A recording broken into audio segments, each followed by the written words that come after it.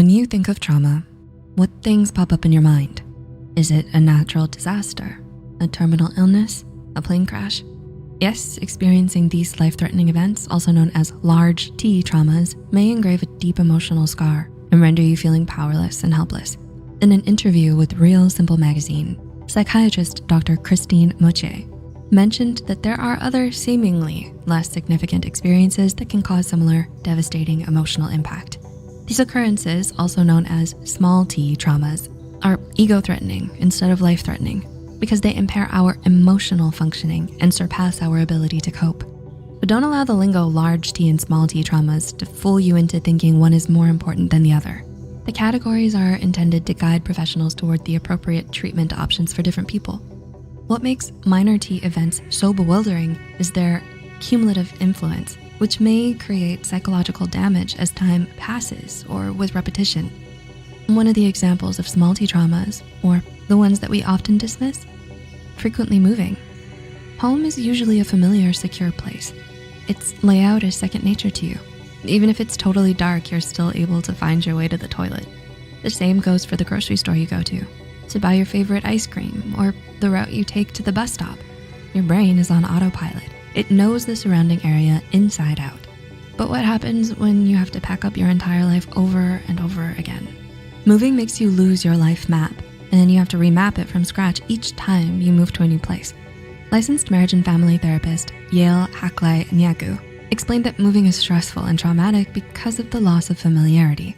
Not only does your new environment impact how you react to your new surroundings and culture, but it also impacts how you relate to yourself. For instance, culture shock and language barrier might cause a sense of foreignness and self-esteem concerns. Relocation also changes the nature of all types of relationships because you're no longer as physically close to family and friends as you once were. You may no longer be available to each other in the same way.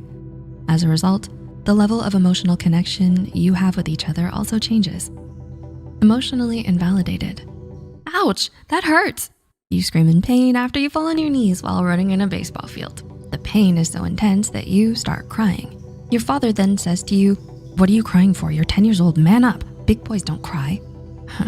Clinical psychologist Dr. Salil Feinberg explains that when your emotional experience is invalidated and you are told that your thoughts and feelings are unacceptable, you're actually experiencing emotional invalidation.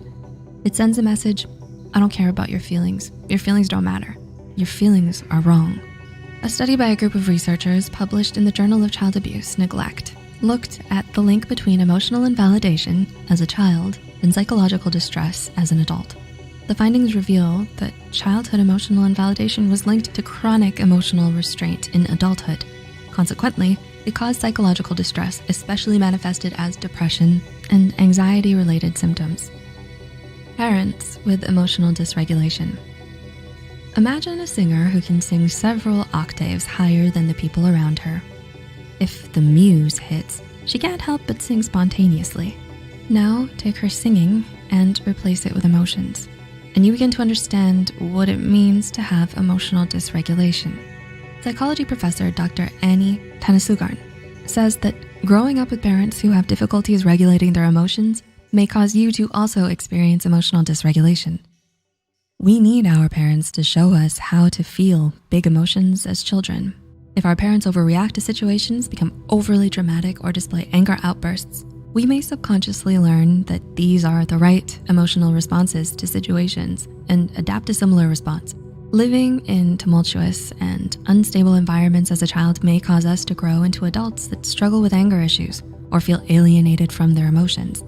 This can raise the chance of creating traumatic bonds with romantic partners. Being invisible. Let's take a moment and reminisce about when you were a child. Would you, with a smile on your face, say, "My parents, they weren't perfect, but I always knew they loved me just as I was"? Or would you say, "My parents always wanted me to be something I wasn't"? Licensed professional counselor Dr. Sherry Steins says that growing up as an invisible child means that you may battle with your needs to be seen and heard. We are driven by our core human needs to be seen, heard, and authentically expressing ourselves. You wouldn't be able to fulfill these emotional needs if your parents were not open with who you actually were, and instead they wanted you to be what they wanted you to be, filtered through their own desires. To gain affection or acceptance, you begin to reject aspects of your true self. You are conditioned to consider others' needs, wants, and desires, not your own. As a result, you struggle with knowing who you are on the most basic level. Once this conditioning is in place, the invisible child grows into an invisible adult who has difficulty finding their own voice and place in the world. Constant yelling. As a young child, how do you feel if you face your mother's constant tirades? Her loud voice, her shrill tone, her scornful facial expressions. Do her insults still haunt you even as an adult? Licensed and clinical social worker Hilary Hendel shares her client's story, who recounts that it was traumatizing to experience frequent yelling as a child. Researcher Josh Sisler explains that constant yelling impacts the mind, brain, and body in numerous ways, including causing your emotional brain or the amygdala to become more active, increasing stress hormones in the blood, and your muscles to become tenser. Our experiences of being yelled at as children impact how we feel about ourselves, even when we become adults. Because the brain is wired according to our experiences, we hear our parents' voices in our heads even when they're not around. Clinical psychologist Ruben Kadam says that the overwhelming majority of people will experience a traumatic incident at some point in their lives. However, not everyone faces challenges after a distressing event, but if you are experiencing difficulty, trauma therapy may assist you in feeling more grounded, secure, and in charge of how to properly handle suffering when it does arise. Yes, therapy will not immediately make the ache disappear, but it will transform your connection with your trauma such that it becomes just one part of you rather than controlling your life. And remember, you matter.